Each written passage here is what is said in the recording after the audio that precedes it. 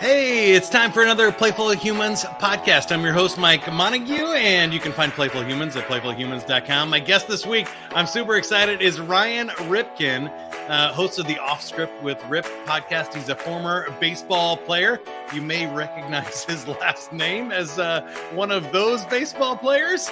There's several of them. And now he's into broadcasting and podcasting. We're going to talk about that and how he is playing for a living and been able to put a fun career together there. Again, find him at Off Script with Rip on all the social media channels. If you're watching this on YouTube, start there. That's a good place. Here we go.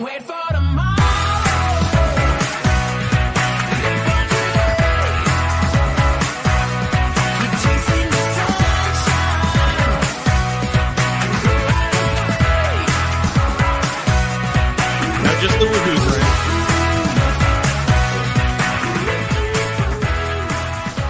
All right, we like to start with the joke of the week here on the Playful Humans podcast. The joke of the week this week is brought to you by the Kleptomaniac World Championships.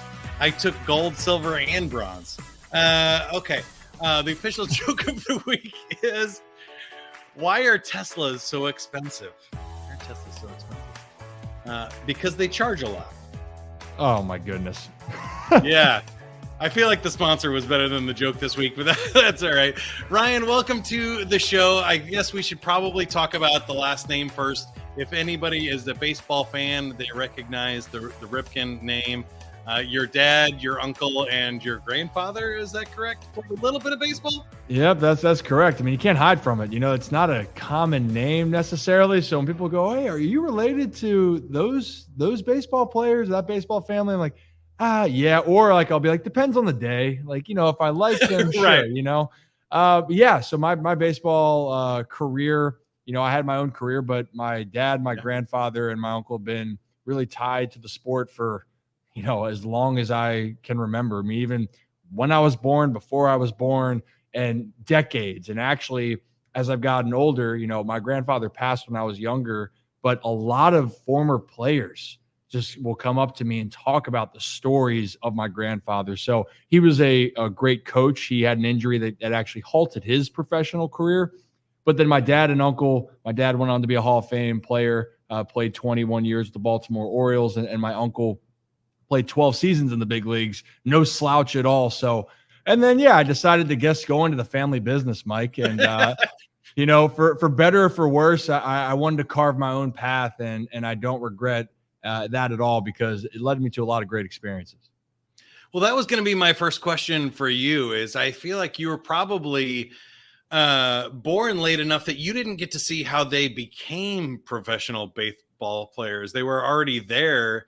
And so what was it like for you in trying to figure out your own path when I'm sure you had a lot of great coaching and advice along the way, but you didn't actually see what it took to make it in baseball. You saw what it took to stay there, right? But that's a different challenge. Yeah, I mean, in some cases, they gave me the wrong perception. Specifically, my dad was the one that I remember. He retired when I was 8 years old. So I still have memories of his final years and being around the stadium, going to the locker room. But I you know, growing up, Mike, usually people, when with your parents, you want to grow up and do what your parents do, right? So my dad played baseball. Yeah. I go, I want to be a baseball player. Everyone's dad's a baseball player, right? Then you're like, well, wait a minute, that's not true. And then the next thing was, I want to play 20 years. And I go, Dad, you set me up for the wrong idea, because it's so hard. And as I got older, I realized how hard it was to even make it, let alone be able to play that long and have that successful of a career. So, you know, what was also interesting what you said about the advice, not to interrupt you there, but you hit on something that I find fascinating in every profession, is that, like, even when your father does something like that, when you go to break into the majors 30 years later, it's a completely different league situation. You know, college athletics is different. The scouting, the analytics, and everything else is so crazy. He really probably can't give you that creative advice on what it's like to make it now. Yeah. Right? You know, trying to get drafted, you know, so for me, I missed just making it to the big leagues. I got to the final level, AAA. For those that want to know, it's the minor league system is when you get drafted, you don't go right to the big leagues, right? Every player, about 99%, I shouldn't say every player, 99% of players have to go through the gauntlet that is the minor leagues. And really the exception here and there is maybe a foreign player like a Shohei Ohtani, who's the best player in the world right now, but he was playing professionally in Japan. So there's still a difference. People had to take the time to work their way up. So my dad could relate to me on that level of going through the minor league levels. And there was more minor league levels when he played. So, and that was the same. And it has gotten better now over the last 5 years. You are right.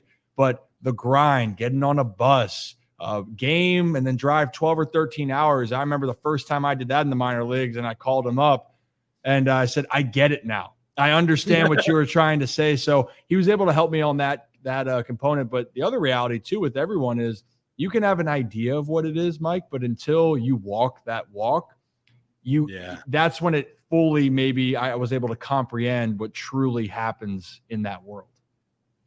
And you hit on one there that is my other favorite question to ask professional athletes is, did it stop becoming play and start becoming work at some point? And you love baseball. You still love baseball. You have for your whole life, understandably. And now even in commentating and stuff, broadcasting, talking about baseball. But I imagine that it's easy to lose your way and start seeing it as a job, especially in the minor leagues, where you're like, I'm making very little money to do a lot of really hard things and live out of hotel rooms and buses. Did you get burnt out on it at all? Or what was that like? Or did you still say, I'm getting paid to play a baseball game that I loved as a kid? Well, I think you have that transition initially. So, and I'll try to explain that. It's when you grow up, when you're playing the sport growing up, it's because you do love it and the passion for it. And usually when you're going out to play, it's what's the goal? You want to win. You want to go out there and compete. Maybe you're playing with friends or whoever it is. You have a bond with that team, and the goal is to win. Yes, you want to do well, of course. But I remember it used to bother me so badly about not winning. And then when you get into the minor leagues, yes, you still want to win games, but you could be on the worst team. You could lose 100 games, 120 games, but if you hit 300 and played well, you will be rewarded for your individual play. And of course, we all want to play well. I get that, but that's a different perspective where really not until you get to the major leagues and then are trying to go chase a World Series title. And for some guys, though, when they get to the major leagues, now that you get there, you got to stay there. So it's just this whole mind game of trying to figure out yourself. So for me, it was that transition of realizing I still need to go out there to try to win, but understand it is a job. This is my livelihood. And for a lot of those guys now that my former teammates that are in the big leagues, when people ask me, do you have favorite teams anymore? I'm like, of course I love the Baltimore Orioles. Still, I'm from Baltimore. But I said, honestly, you have a more deeper appreciation for all the players that get up there. And I root for those guys because I know how hard it is to get to that point. So I didn't burn out on that level, but it did change with your mind of going, something that you love is no longer just a passion. You got to stay there or you got to keep working for it. Because if not, the businesses, they're going to have to find someone to replace you just like they would in the everyday world. Yeah, I love that. And for people that don't know, you got the Maryland flag behind you. If that doesn't give it away there. We have a lot of ties to Maryland. And if you're not seeing that because you're listening to the podcast, go check out the YouTube channel. We're having fun over there. Now, that brings up two more questions for me that I think naturally flow from this. One is the transition, and we'll talk about that here in a second. But what about baseball specifically? I love to talk about the power of play. What do you love about baseball, and what do you feel like makes baseball a great game? Well, I think it's a love-hate that I'll say this. I love how hard it is and challenging, and I hate how challenging and hard it is at the same time, because this is a sport that you have to fail. If you're a hitter, you're going to have to fail a lot. I mean, the best players in the world, Mike, are failing. Before, they would say you fail 70% of the time, you're one of the best players in the world, which still holds true. But now, batting average isn't necessarily as important as it once was as far as in the metrics and in the analytics. So you have guys that are going up to the plate that are failing 75% of the time and are still considered some of the best players in the world. So if that puts you into context, in what other field in any part of life do they say, hey, we just need you to succeed 25% of the time, maybe 30? It's wild. So that's what to me makes baseball so special, or why I love the challenge of it, is because it really does test you mentally, obviously physically, and you could do everything right and still get out. So that's why it's the most rewarding thing when you're hot. There's a couple 2-week stretches where you go, man, I can hit everything. It's awesome. Get me to the plate every time. And then there's a stretch of a month and a half where you go, I don't know what's going on, but I got to find a way. I got to keep battling through. So that's what I love about the game, is it really is this constant battle physically and mentally. And quite frankly, right now that I'm done playing, I go, wow, like, not that life has its challenges, but that pressure is now off. And that game, the game of baseball, has really helped prepare me for the next stages of my life. Yeah, I love what you said there. And if I dive into the kind of psychology stuff that I look into and talk about here, a few things come to mind. One, I do sales training because you met me through Desiree there. But sales, we'll take a 25-30% win in that too. There's a lot of parallels in that. It's definitely a game of failure. But what I think makes baseball a great game, you captured there, that game mechanics are interesting. What humans like and are drawn to is a movement between order and chaos. And so like everybody gets set, right? Even the pitcher gets set. And there's this like half-second beat of like everything's frozen. It's in perfect order. Everything's locked in. And then he's going to let go of that ball, and we don't know where it's going. It might go behind you. It might go over the backstop, might bounce off the ground. We don't know. There's chaos there. And once you hit that ball, we don't know which direction it's going. And like you said, you could do everything right, and it might go right towards somebody's glove, or it might go over the wall. And there's this moment of chaos. And then we get to see the players try to react to that and bring it back to order and stuff. And then you reset and you do it all over again. And it's such a cool, like, special part that I think people need to apply to their own life. Like if you work in sales or something, or customer service, and you're getting internal call, you got to understand, like, you can put yourself together, get in order, then you answer the phone, and it's going to be an improv. It's going to be a make it up as we go along. And then we'll be able to come back to order again. We can set back down, but that's what makes life interesting. Yeah, you got to be prepared. You got to be ready. I think you brought up for baseball, you don't know which way the ball is going to be hit. As you're a fielder, you are doing the same thing over and over and over again. So you could say, you just brought up sales. You are going out there, you're putting yourself out there over and over and over again. And most times it might not work out, or in this case for baseball, the ball might not be hit your way, but you got to be ready for that one time. You got to be ready to capitalize, make the play when it presents itself. So it's the same thing. And then also there's the quirks of the game of, just like everything in life, something comes up, something happens. Maybe the pitcher, it's hot out and he's losing control of the ball. Do you have another thought going to your head? And we all have those, Mike, about, just the doubts if things aren't going well, and we overthink it. And then how do we tell our mind, hey, stop it. Okay, wait, timeout. We're back. What am I focusing on? Like, getting back to that. It's the parallels for life in baseball. That, you're right. That's what makes it so challenging, but yet that's so similar, because it does help you relate to so many things that you do in life. Now let's talk about the transition from baseball to broadcasting, because I think there are a lot of parallels there. What I loved about broadcasting, and I started in radio, is a lot of that is done live. It's a lot of the chaos thing. You can prepare, you can learn everything you can about the teams and the players, or in my case, the music and stuff. But once that microphone flips on and you're live broadcasting to 100,000 people, whatever comes out of your mouth, you need to deal with the next step of that, or your partner's, mouth, their thoughts. You're going to have to respond to that on the fly. There's no script for these things. It's not like acting where we can call cut and start it over again. How have you found the transition? One, I think the skill sets maybe that transitioned over, but two, keeping that love of baseball into that, because I think a lot of people think, oh, if I can't be a professional, that doesn't mean you're done with baseball. You can still find other ways, and you have to. And as your career, as you get older and retire, or you get to different phases, you have to find different ways to play even if it doesn't mean like on the field anymore. Yeah, I mean, you got to evolve, and that's the thing is you can have the most successful career on the field, but then, if you're lucky and you can play till you're 40 or 41, which was my dad's case, you still have the rest of your life, and that's the reality of the world. So how do you continue to evolve that, maybe go a different path, a different direction? Me personally, I was asked if I wanted to be around the game, and maybe that's something down the road, but I needed to take a step back. And what was a way that I could analyze, talk about the game, give insight? It was going into the broadcasting world.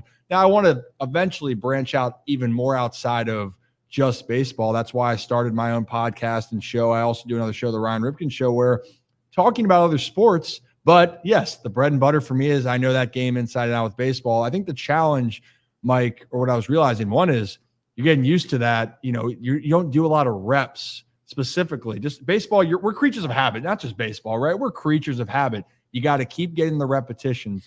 And I looked at it. I understood the game, but it was, how do I get used to the cadences online? How do I pick up if I'm working with someone in the host? How do you work on chemistry? How do you deliver it? I think the biggest thing that I've tried to focus on now is no matter who is listening to me with baseball, if I was giving advice on, say, I did pregame shows with the Orioles, how could I make my explanations of certain situations relatable to the audience? How could they get it? Because it's one thing to explain it in these baseball terms. And I'll tell you what, if you're around my family and we're talking about baseball, it might seem like we're speaking a different language, which we might understand, but the rest of the listeners or viewers don't. So that was a big part of how can I get the message across that can really enhance the experience and also make it relatable to those that want to tune in. I think that's fun. What do you love about broadcasting? Like you said, I'm sure there's tons of ways with scouting and coaching and other things. I know you even helped with some baseball camps and stuff too, working with kids.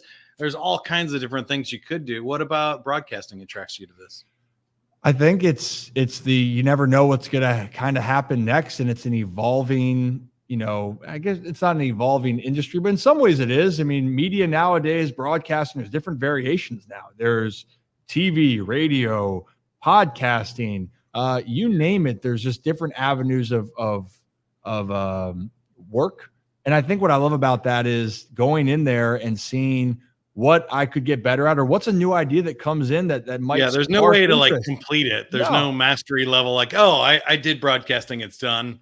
Exactly. There's always another level. Exactly. And that's what people have told me so far. And I can even look back to when I started doing my first broadcast, even if it was just videos of myself recording and putting out there to the world, I'd go, oh man, like that's how I sounded. I love the process. I think that's my favorite part, is the process and the journey where it was. And quite frankly, where I am now, if you had told me that I would have this YouTube channel and I would be doing pregame shows talking baseball, but then I'd also be sitting down with football players and people that are outside of the baseball world, I would have expected in 3 months. But here I am, and that led to just keeping an open mind in the broadcasting space. And still don't know what I'm doing half the time, Mike, but that's okay. Yeah. And you know what? That's okay with me. Yeah, and let it go where it goes. That's one of the things I found in broadcasting in my career is I think there's kind of two things. One is you have to be you and find the audience that likes you. Trying to become what the audience likes is never going to work. And then you're going to spend your whole life being something you don't like. So that's a worthless pursuit. The other part of it, though, is being flexible enough to let yourself find the right path. So you want to be authentically you, but just because you like podcasting doesn't mean people like you on podcasting. They might like you on TV better, or they might like you somewhere else. Or TV for radio for me worked for a while, but then in the 2000s, it all got automated and like big global conglomerates came in, and just like everything else in disruption kind of got disrupted. Satellite radio and podcasting and everything else came in, internet radio. It really changed and it sucked the fun out of it for me. And so you got to be flexible to kind of find yourself and find your voice, but also find the right channel, medium, and audience for yourself too. It's a fun challenge. Yeah. I mean, that's you hit the nail on the head with it. That's something that's why I want to try to do as much as possible. Be versatile. That's if someone says, hey, you want to try this? Yep, I'll give it a go. I mean, even stuff that I'm doing now, on my own personal channels, I'm editing. I'm working on the audio. I'm trying to find different ways, and it might be terrible editing, by the way, but you know what? I'm trying to work on a different skill because you never know where that can help you down the stretch. And to your point, this is an industry that keeps changing. You don't know what's going to happen next, and you kind of got to go with it. You got to take the opportunities when they come, and then you have to be prepared to switch it up. And you're right, not everyone's going to like certain aspects of your work, right? They're going to like a specific part of you, maybe all of you, or maybe none of you at all, and that's okay. You got to be okay with the levels of difference, I guess. But regardless of it, to your point, you got to be you, though, at the end of the day, and still stay true to that. And for me, if I can be that and be myself, and at the end of the day, it doesn't work for some people, I got to live with that. But I'm not going to sacrifice who I am just in order to try to fit a certain narrative. It's find the space, and hopefully, what I believe, you'll find the right people along the path that are going to be gravitated towards you. Yeah, people generally like people that are more authentic anyway. Yeah. I wanted to ask you about the baseball parallels because you had an interesting one about the repetitions. That's really been in broadcasting a lot for me, that I do the podcast weekly because at the end of the year, I'm going to have 52 tries at it. Or when somebody asks me to go on a podcast or another show, now I have 52 practice lessons. So even if nobody listens to this show, I'm still learning, I'm still practicing, I'm getting another rep in. And then when those big things happen, I'm ready for it. And I'm thinking in baseball, I'm sure you had enough of like the fans or the audience there where you're getting reactions, and some fans like you and some fans don't. And you had to get over that, I'm sure, of before you even entered broadcasting, of like, okay, like you already said, you mentioned that one, but are there other baseball parallels or things that you found like that you learned in playing baseball? Because that's part of what this show is about, that play is not just frivolous. In play, we learn a lot of really great things that make us perform better. How has that worked out for you? Oh yeah. I think, well, to dive the Ripken name that we started with, expectations, no matter what I was going to do, it was never. I like a low bar, Ryan, and you were not born into that. Yeah, so that comes with a lot of gifts, I'm sure, but low expectations are not one of them. When I was, I had a scout day when I was I transferred from South Carolina to a junior college, and then I was going to go to Wake Forest. In the process, before going to Wake, I got drafted and signed with the Washington Nationals in 2014. At my scout day, or at Indian River State College in Fort Pierce, Florida, go Pioneers. I remember I had a great day. I went 3 for 3, I think got a home run, a double. And the scout said to my coach, as I overheard it, he goes, "Is that all?" I was expecting more from him. And my coach said, "Well, what did you want him to do else?" He goes, "Well, I just imagine his dad as an MVP."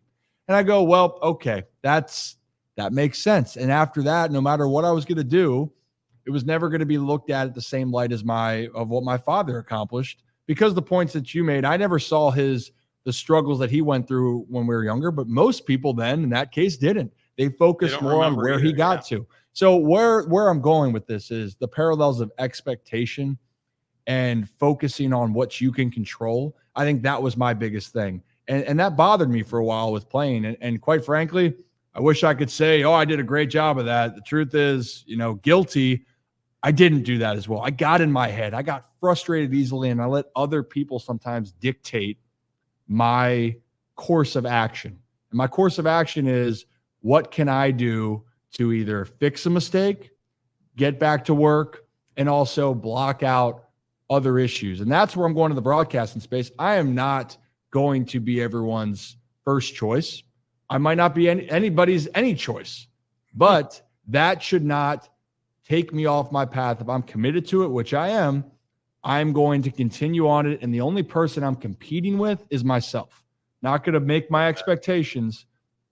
Focus on you. See if I can beat myself from the next day. And if I can continue to get better each day, then at the end of the day, it's going to turn out well. But as a baseball player, did I think that? Absolutely not. And I wish that I did, instead of maybe listening to fans out there heckling me because I threw a ball into the stands and it cost us the game. And actually, that one I remember clear as day. It was a rainy game. If I just make the play, throwing it to the pitcher at first base, we win. I airmail it, and the team scores 2 runs. We lose by 1. But before that game ended, all I could hear was how disappointing I was to these fans because I made that mistake. And I guess things they stick with you. But it also and helped I think fuel it's me. okay. I learn a lot from those failures too. And I've had bombs. They're not, throwing a baseball, but, throwing a joke out there on the radio or something. And it turns out that it's not that funny. You're like, oh, that's not what I intended at all. I didn't think about it that way, but that's interesting. I learned a lesson there. And some of those things are really great, but I love the lesson you highlighted because I think it applies to everybody. And now I get to compare myself to Cal Ripken Jr., which is awesome. Go. But I know you're tired of that, but for me, that's a fun thing. This is a new one. I get that in podcasting or in especially on stage a lot when I host or I am seeing an event. People say, "Oh, you're such a natural up there," and you go, "Well, yeah, but you're seeing me after like 5,000 performances." So trust me, my first one was not natural at all. It was a disaster. Well, that's why I think that's what you're seeing is people remember and they envision your dad as an all-star. They don't envision him as a first-year rookie or in AAA, airmailing one over the first baseman's head. He did that too, right? It's just people don't remember that. So you can't compare yourself to others or especially their best days. Yeah, I mean that's the thing you brought up with the podcasting. The reason why I started when we talked the first time, and I was picking your brain on this space. The reason I started doing this was I go, well, I'm getting some reps here at other places, but man, I want to be a better interviewer. I want to be better speaking on camera, whether it's a podcast, TV, radio, whatever it may be. And the only way I was going to do that is I took the risk to say I'll start my own. I had a passion for it. Is it going to be perfect? No, but you know what? Sometimes you got to do something that's going to make you uncomfortable. And for me, it was putting myself out there more to do it. But you know what? It was the best thing. And you'll probably say the same thing and agree. All those reps, whether it was good or bad or ugly, you learned something from it. And that's got you to where you are now. Yeah. It's cliche, but the only way to get good at something is by being bad at it first. Oh, yeah. And one of the cool things I recommend, I think I might have even said this to you, the thing I love about podcasting the most is if you do a bad podcast, nobody listens. So that's the worst thing that can happen is that nobody notices your mistakes. So start there. Like, nobody starts a podcast with 1 million downloads, but that would be a crazy place to start because you don't get to fail in silence. But speaking of failing and trying some things you haven't done, do you want to play a game? I would love to. There we go. All right. We're going to play Survey Says. Survey Says is the classic game. We asked 100 people a question. We're looking for one of the top 5 answers. Let's start with an interesting one here. Name a type of sign that people ignore or disobey. Stop sign. Number 1 answer, Ryan. Nicely done. Just coming off of gift giving season, name a specific gift that people have made themselves. Made themselves. Yeah, a gift that you make yourself. Like you'd make yourself? Like, would it be like a sweater? Like you're knitting a sweater? Yeah, there you go. Number 3, Afghan quilt sweater, something that you knit. Cards, homemade cards, definitely number 2. Number 1, food, baked goods. I will take that any day of the week. Paintings, drawings, pottery, also on the list. All right, you're 2 for 2. You're already a winner, but let's see if we can get you one more. Name something you have to worry about now that you didn't have to when you were 10 years old.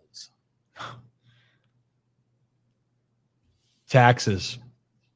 There you go. Money, bills, taxes. Number 1 answer. Health, children, relationships, and getting old also made the top list if you're playing at home. Nicely done, Ryan. Congratulations again.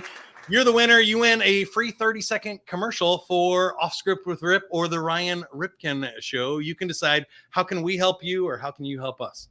Well, thank you for that. Yes, both of it Off Script with Rip. I finished season 1. That's just the one-on-one interviews I do with people talking about life and whatever their journey is. there's a lot of things, if you listen to the words, that you can hopefully relate to. And the Ryan Ripken Show is something that I do twice a week. I keep the Maryland sports background, but we also do talk about other spicy topics with some guests. So come find it out on the YouTube channel, Ryan Ripken Media, and hopefully I'll see you there soon. Sounds great. Go check it out. Ryan Ripken Media on YouTube. Don't forget to subscribe to this podcast, Playful Humans, YouTube, wherever you're listening to podcasts. We appreciate that. And if you want to rediscover your type of play, go to playfulhumans.com/quiz. There's a quick quiz. There's 10 different play styles. So maybe you're an athlete like Ryan. Maybe you love games or hosting parties or puzzles. There's lots of different ways you can play. Find out what your playful personality style is at playfulhumans.com/quiz. And until next time, if you can't be good at it. Later. Don't wait for tomorrow.